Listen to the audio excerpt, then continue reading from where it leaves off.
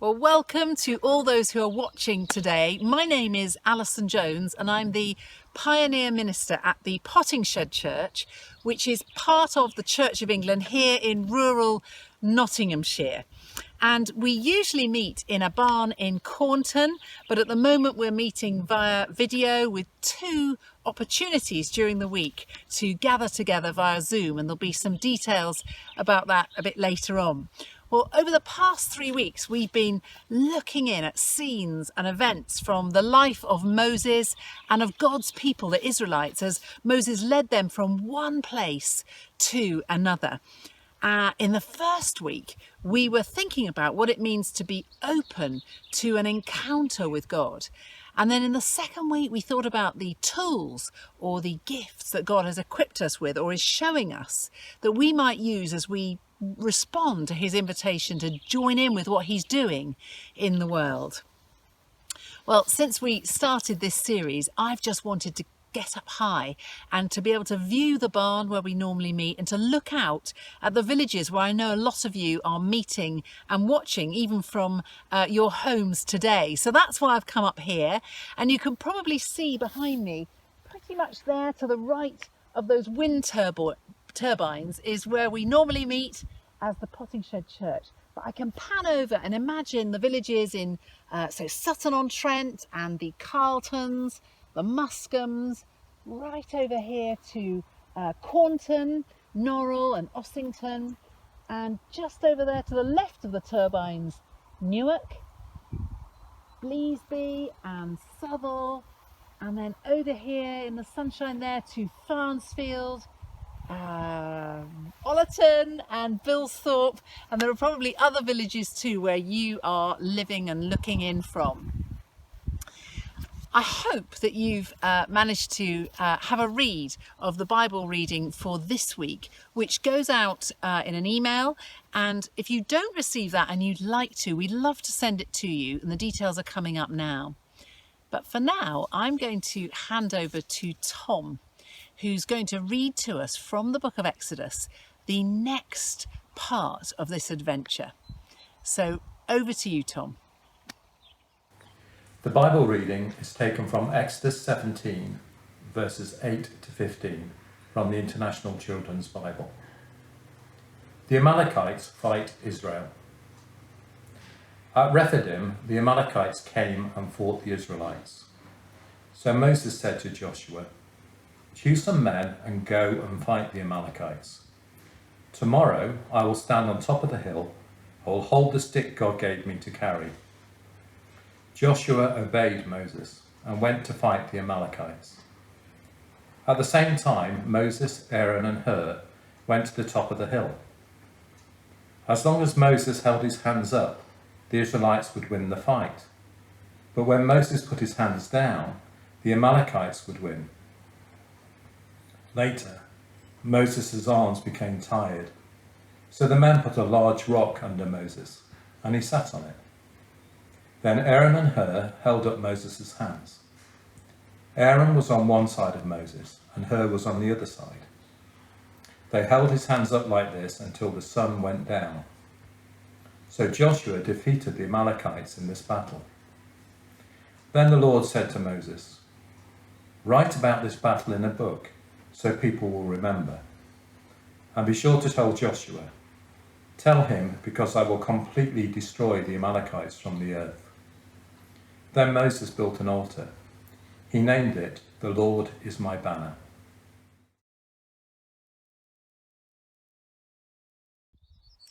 And finally, over to Adam, who leads worship here at the Pottingshed, who I think is in a meeting with our intern, Zach Adams, via Zoom. Oh, hey Zach, how's it going? Yeah, no, I'm all right. How are you? Yeah, doing okay. Sort of getting used to lockdown. Anyway, I just wanted to say I'm really sorry that your internship at the Pottingshed has not been quite as you expected, at least for the last couple of months anyway. It feels like ages since we've been able to do any worship together. Yeah, I'm getting by. I mean, if there's anything I can do for you now, I'd Oh, well, actually, there is something that would be so helpful for this week's online video. So I wonder if you could just go and find me the 2 heaviest books in your house, that would be amazing. Okay, one sec.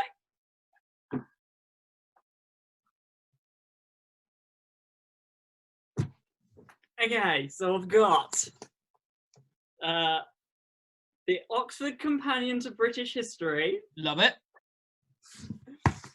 and the Visual History of the World. Nice one. Is there something you need me to look up? No. Actually, what I need you to do is quite simple. It's just I need you to put one in each hand, and then to just hold your arms out by your sides and just hold them up like that. That's perfect. If you could just hold that, I'll be back a little bit later. Be an intern, they said. Get all the best jobs, they said. As you can see, Zach's left us for a little while, but we'll come back to him later. I'm now going to hand over to Joe and Paul Tilley, who are going to lead our sung worship this week.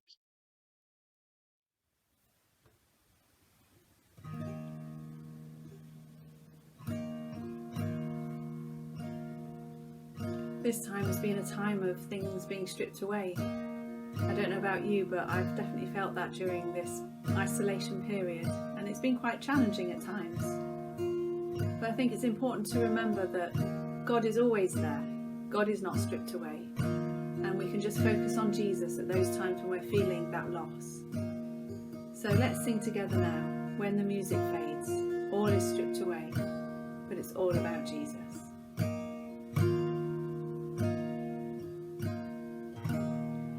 When the music fades, all is stripped away, and I simply come, longing just to bring something that's of worth that will bless your heart. I'll bring you more than a song, for a song in itself is not what you have required. You search much deeper within, through the way things appear. You're looking into my heart. I'm coming back to the heart of worship, and it's all about you. All about you, Jesus. I'm sorry, Lord, for the thing I've made it.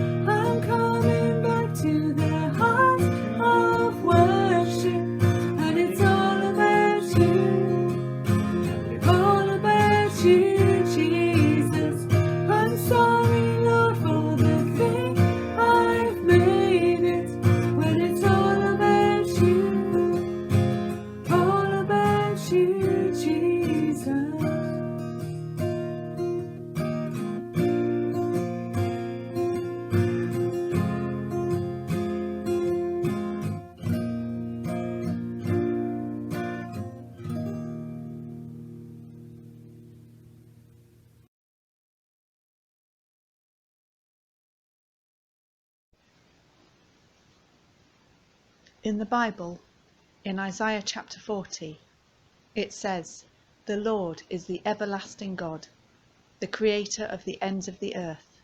He will not grow tired or weary. He gives strength to the weary and increases the power of the weak." God can fill us with strength so we can support and be a source of strength to those around us. If you want to, why don't you stand with us and let's worship our everlasting God together.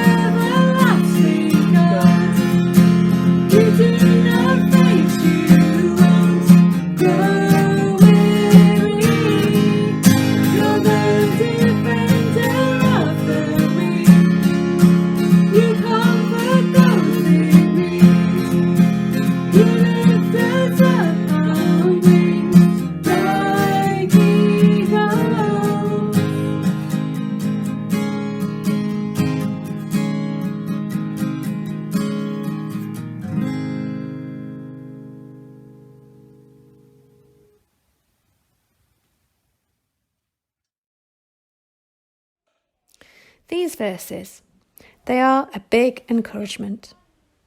The Israelites are attacked and God miraculously saves them. The Amalekites, they were vicious. They assumed Israel were easy pickings and they fought totally unprovoked. The Israelites probably didn't know what had hit them. And I think life can be like that for all of us. Every now and again, and without any warning at all, life throws up a major battle for us.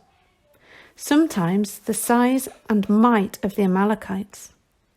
And we are left reeling, in shock and distress, maybe wondering how we are going to cope with this one. And just me, vulnerable, fragile, tattered and torn at the edges, not knowing which way to turn. I wonder if this is how Moses felt too. But his example, it gives me some direction on how to cope prayerfully in our lives today. Moses sorts his leaders. He had a strategy and he was prepared. We are all called to take some responsibility for our lives.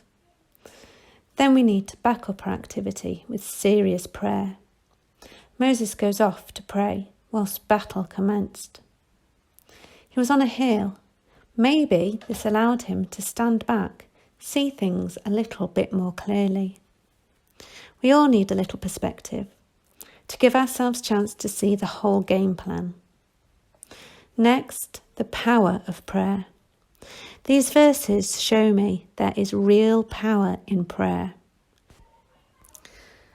As long as Moses kept his hands raised, the Israelites kept on winning.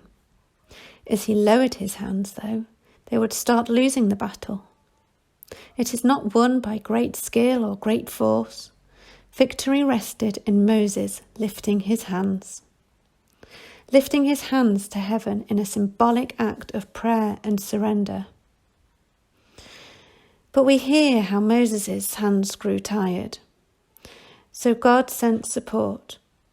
Aaron and Hur came to Moses' assistance, supporting his hands and helping him to keep it raised until the battle was over. There are times when our own arms drop in prayer. We need encouraging, and God does just that. He brings us alongside others to encourage each other, to look out and help others that are struggling. We need each other. We need to look out for one another. We need to encourage one another and pray for one another. Whatever your cares and worries you are carrying today, there is a church full of Aarons and Hurs who will help you carry the load.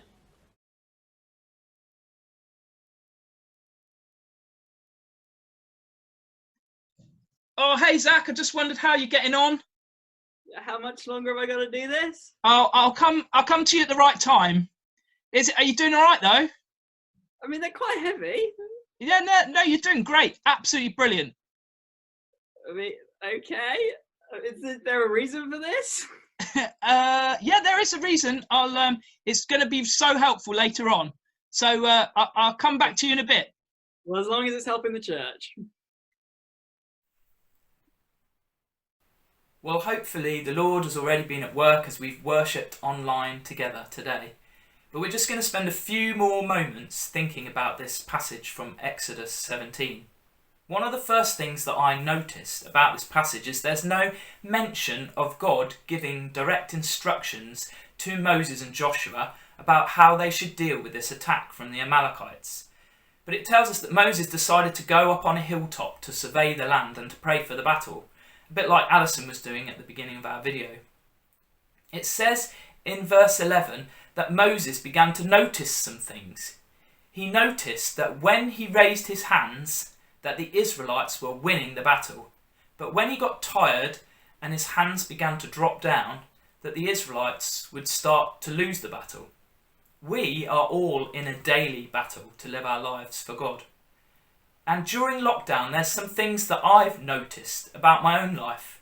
There are some habits and behaviours which I do, which help me to grow in faith, bring me closer to God, and bring more of God's kingdom on earth. But at the same time, I've noticed, and particularly when I'm tired, that there are some habits and behaviours that drag me down, pull me away from God, and certainly don't contribute to his kingdom coming on earth. I remember early on in lockdown hearing Nicky Gumbel, who's the vicar of Holy Trinity Brompton and who presents a lot of the Alpha course. He shared that the more he obsessively watched the news, the more fear and anxiety kind of rose up within him. But he also noticed that the more he opened his Bible and prayed and worshipped God, the more those fears and anxieties lifted off him and the more of the peace of God that he felt.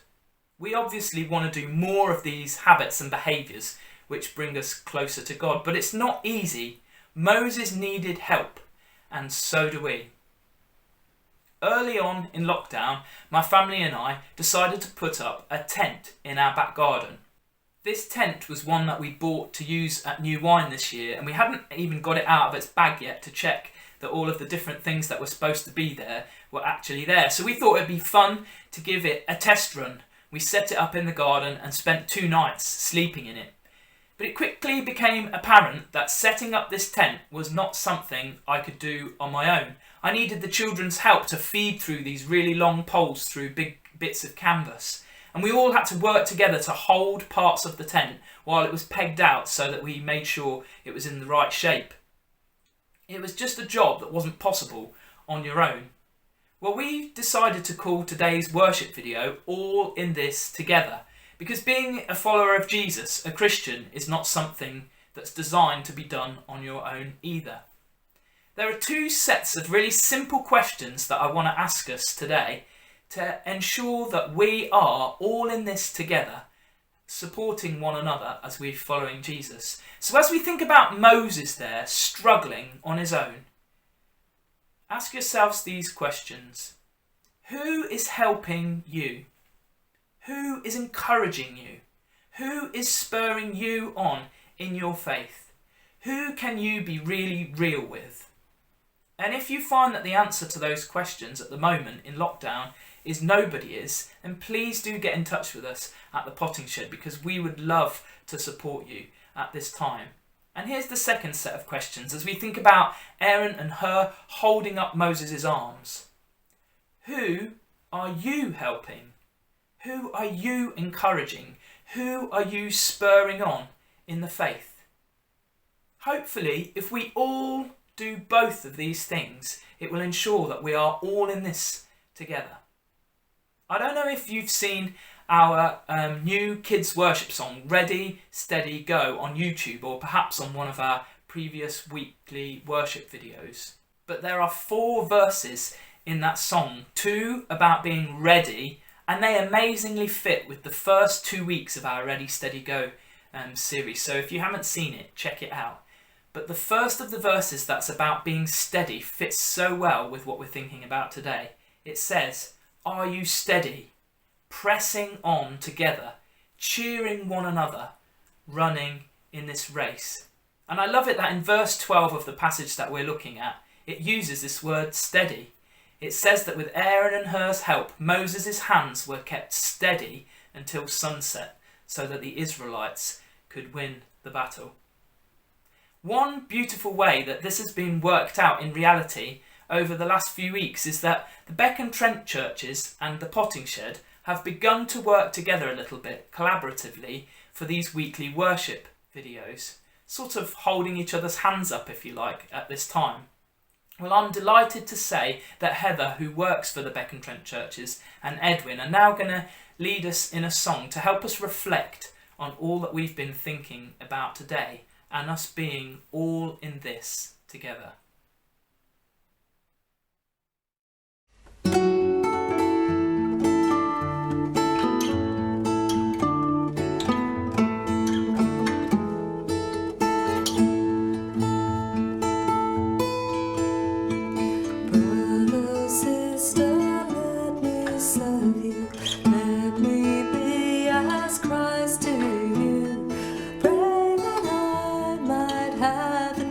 To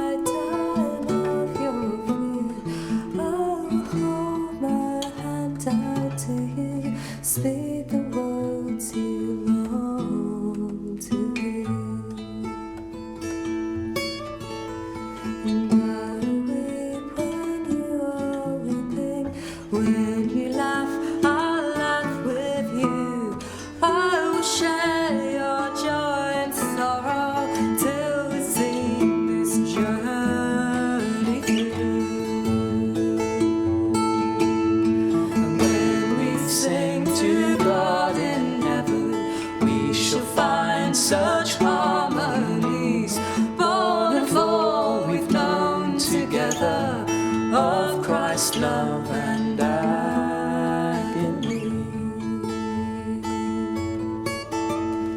Brother, sister, let me serve you. Let me be as Christ to you.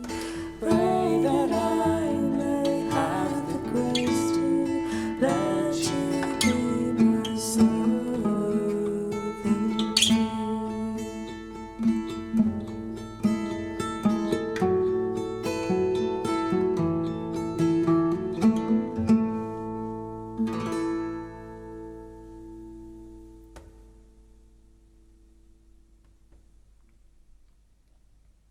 Well, I'd love to thank all who've been involved in the worship video for this week, but I'd also love to say that as a team we're very aware that at this time lots of us are in a time of reflection and have God at work in our lives in different ways, and that's not always a comfortable place to be. So if for any reason you'd like to be in contact to talk or to ask us to pray for you, we'd love to hear from you, and the details we've already given you.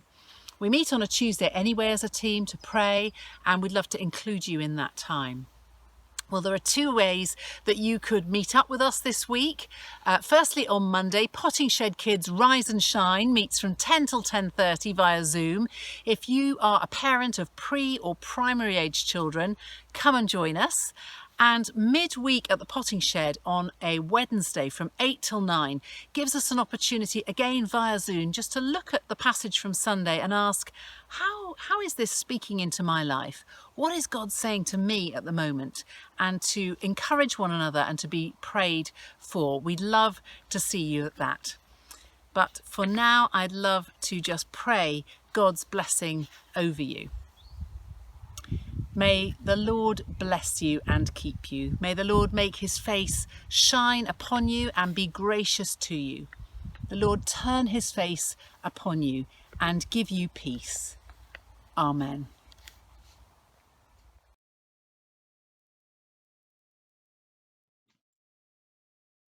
Oh, Zach, I am so sorry. I meant to come back to you during my talk to...